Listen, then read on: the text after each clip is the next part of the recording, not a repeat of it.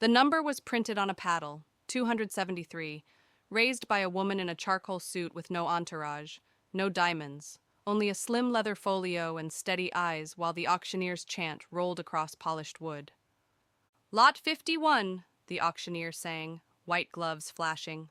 Private collection release, oil on canvas, provenance confirmed, opening at 200,000. Do I have 200, 220, 250, 300, 320, 350? Paddle 273 rose once, calm as a breath. 3 rows ahead, a man smirked to his wife. She'll run out of air. This is the marquee lot. Borrowed paddle, the wife said, dismissing with a glance. Assistant, press nobodies wear sensible shoes. 400, the auctioneer called. 420, 450, 470. Paddle 273 stayed steady, patient. 500, came a voice from the phone-bidder balcony. A hush moved through the room, the kind that waits to be tipped. She didn't react. She watched the painting catch light. A girl in a blue dress, book half open, morning pouring across the page, sunlight misbehaving in paint. 520, 540, 560, 580.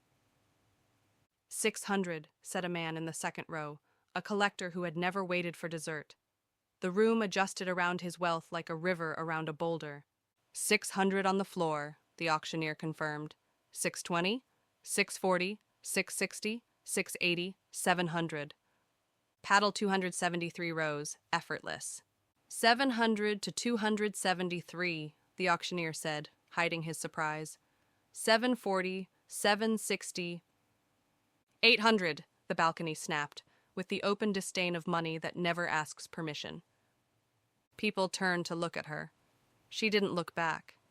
She watched the blue dress as if the painted girl had whispered something only she could hear. What do you think? Murmured a cologne-heavy voice in row 4. Sold at 9? Not to her, his neighbor said. She's bidding like she found the price in a book. She didn't find the price in a book. She found it in a diary that smelled of stewed tomatoes and turpentine, wrapped in newspaper in a false-bottom chest that had crossed an ocean. In a museum basement, a registrar had whispered, off the record, Dr. Cole, there's a rumor this piece walked out of a house during a winter no one likes to name. 820, 840, 860, 880. 900, said the dessert man, more command than bid. 900, the auctioneer echoed, gavel poised. 920? Paddle 273 rose. Thank you, 273. 920, 940, 960. 1 million, the balcony said. The room recalibrated. Jokes ended. Silence did math. Row 5. A woman in emerald silk whispered, Do you know her? I know everyone, her husband said reflexively, and looked again. Hair pulled back. Suit too plain for a donor, too exact for a guest. He did not know her. He did not like that. 1,020,000, the auctioneer asked. 120, thank you. 273, 140, 160, 180, 2 million. 2 million, the balcony repeated. Someone laughed once, a laugh that apologized to no one. 2 million on the phones, 220, 240 to 260. 3, the dessert man snapped, annoyed by dimes. I have 3 million, the auctioneer said, letting it stand. 3 million. 3 million 2 dash. Paddle 273 rose. 3 million 2 to 273. The smirk drained from the second row. Pride has a digestive limit. 3 million 3, the balcony tested. 3 million 4 dash. 5, said Paddle 273. The number dropped like a stone. Circles reached every face.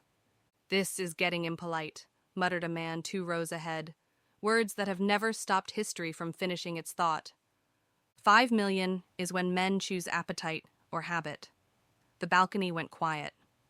The dessert man checked his phone as if money might arrive with an apology. It didn't. 5 million to 273, the auctioneer said, the first molecule of triumph in his voice. 52-5, 4-5, 6-. Silence. Full of calculation, dignity, sweat.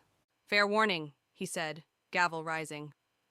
Before you hammer, said Paddle 273. Her voice carried not because she forced it, but because the room leaned toward it.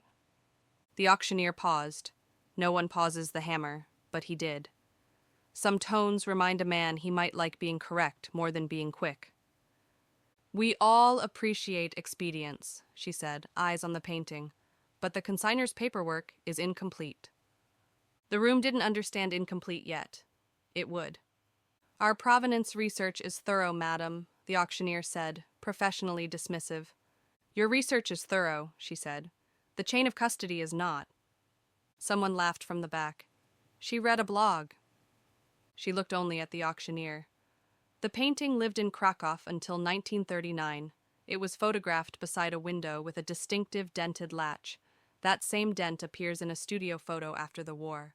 It does not appear in your catalog image. Your catalog image is reversed. Half the room blinked in confusion, the other half because the floor tilted. If you have a concern, you may speak with legal after. It will not be after, she said, meeting his eyes. Not angry, awake. It will be now. A court order prohibits sale of any work with unresolved claims attached. This one has at least 3. Cedar Cologne whispered, "Is she serious?" to no one who could help. She lifted the folio. Dr. Amara Cole, trustee for the Berkowitz Restitution Fund. Counsel of record on case numbers you can confirm in 30 seconds if anyone in your booth knows what a keyboard is for. Now silence knew itself. You should stop the sale, she added, before we stop it for you. The auctioneer was not a fool. He raised a hand. One moment, ladies and gentlemen. In the glass booth, a staffer went 2 screens deep. A specialist made a call. The consignor's representative went the color of day-old milk. Dr. Cole, the auctioneer said into the microphone that carries a voice into fortunes. Would you approach the rostrum? She did. The painting sat on its easel as if it already knew where it wanted to go, and it wasn't anyone's living room. I'll be brief, she said, and power keeps that promise. The family who owned this painting died in a winter that took more than paintings. One daughter lived. She hid a diary in a chest and forgot where she hid the chest until a granddaughter found it looking for a scarf. The granddaughter brought the diary to a small museum. A registrar asked questions your catalog did not. The registrar sent me a photo of a dented window latch. She slid the photo across. Even men with gavel hands can be human. He looked. The dent is here, she tapped. The brush pattern here. The brittle varnish crack here, where a restorer decades ago did what she could with what she had. What is your request, Dr. Cole? Stop the sale. Return the painting to the family or to the fund so we can return it to the family, or let the court return the painting and your reputation to dust together. I'm flexible on process, not on outcome. With respect, the dessert man said too loud, this is an auction, not a courtroom. With respect, she said, the law does not stop at the edge of your paddle. You can proceed and later call it unfortunate, or call it what it is now, avoidable. In the booth, a finger lifted. The specialist paled by degrees. The auctioneer looked at both, then at the crowd, already writing 3 versions of the story. Ladies and gentlemen, he said carefully, lot 51 is withdrawn. The air cracked. You must be joking, the dessert man snapped. A child denied a toy he meant to break. I'll sue. You will, Dr. Cole said evenly. And you will lose, and you will pay our fees, which are higher than your appetite. You can't speak to me like a citizen, she said. It's the only way I know how. Security did not move. Some stillness makes lesser men count their fingers before they reach. The auctioneer, to his credit, said, We appreciate your understanding. To his discredit, he believed anyone would offer it. The room split. Those who fumed, those who performed grace while rearranging their calendars, and those who filmed the headline, Historian Stops $5 Million Sale, Auction House Bows to Restitution Claim Live. She lowered 273, tucked it into the folio. Other lots tied to this estate should be withdrawn, she told the auctioneer.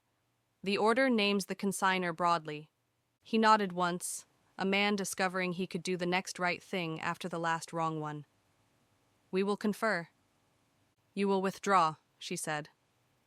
In the booth, 2 fingers lifted. Facts were not cooperating. By morning, the auction house issued a statement full of words people use when they won't say, "We were wrong." Diligence, new information, collaboration, no mention of a dented latch. Metaphors are dangerous in legal documents. An editorial congratulated the house and admired Dr. Cole, symmetry that irritated no one and satisfied fewer. The video did not ask permission to be sharp. It ran tight. Gavel paused, voice calm, number large, sale withdrawn. Teenagers made remixes.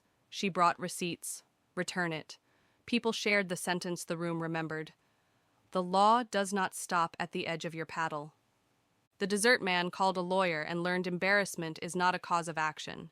He poured a drink and tasted defeat without ice. The family got the painting back.